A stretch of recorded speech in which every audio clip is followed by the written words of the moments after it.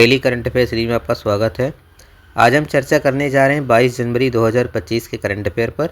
तो आइए देखते हैं आज के करंट अफेयर की महत्वपूर्ण बिंदु कौन कौन से हैं। बेटी बचाओ बेटी पढ़ाओ योजना की 10वीं वर्षगांठ मनाई जाएगी। चीन ने विश्व की सबसे लंबी एक्सप्रेसवे सुरंग का निर्माण कार्य जो है वो पूरा किया। डोनाल्ड ट्रंप ने 47वें अमेरिकी राष्ट्रपति के रूप में शपथ ली है। भारत अब विश्व का 7वां सबसे बड़ा कॉफ़ी उत्पादक है। और फ्रांस और भारत के बीच नई दिल्ली में चर्चा हुई। तो यह है 22 जनवरी 2025 के करंट अफेयर के महत्वपूर्ण बिंदु और इसी के आधार पर आज के करंट अफेयर की डिटेल्स की हम चर्चा करेंगे।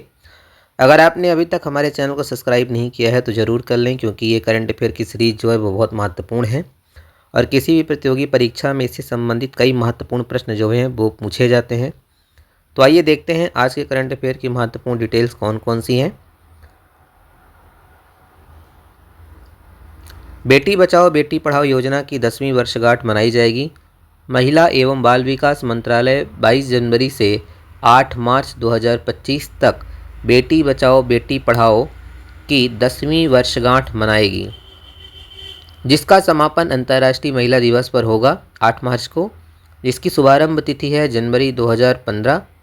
और ये है जो हमारा बेटी बचाओ बेटी पढ़ाओ योजना है, इसका उद्देश्य विशेषतः कम बाल लिंग अनुपात वाले क्षेत्रों में लैंगिक भेदभाव का मुकाबला करना और लड़कियों की शिक्षा और कल्याण को बढ़ावा देना है। एक महत्वाकांक्षी योजना है। चीन ने झिंजियांग में विश्व की सबसे लंबी एक्सप्रेसवे सुरंग का निर्माण पूरा किया है। झिंजियांग में 22.12 किलोमीटर लंबी तियानशान शेंगली सुरंग विश्व की सबसे लंबी एक्सप्रेसवे सुरंग बन गई है, जिसका निर्माण 30 दिसंबर 2024 को पूरा होगा। यह सुरंग उरुमकी यूली एक्सप्रेसवे का हिस्सा है, जो तियानशान पर्वतों पर यात्रा के समय को कई घंटों से घटाकर 20 मिनट कर देगी।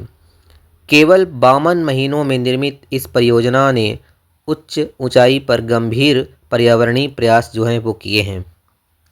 डोनाल्ड ट्रंप ने 47वें अमेरिकी राष्ट्रपति के रूप में शपथ ली है। डोनाल्ड ट्रंप ने 47वें अमेरिकी राष्ट्रपति के रूप में शपथ ली है।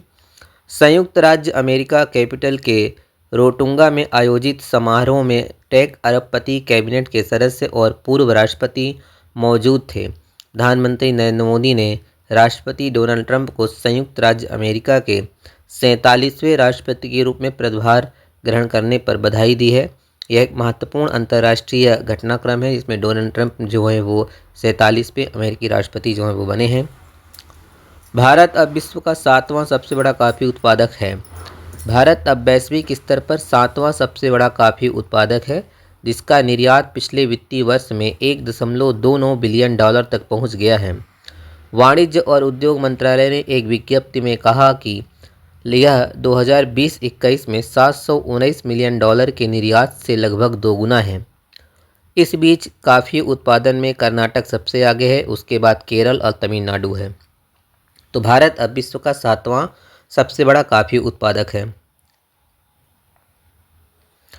और अंतिम करंट अफेयर, भारत और फ्रांस के बीच नई दिल्ली में चर्चा हुई। 7वीं फ्रांस भारत समुद्री सहयोग वार्ता नई दिल्ली में आयोजित हुई है।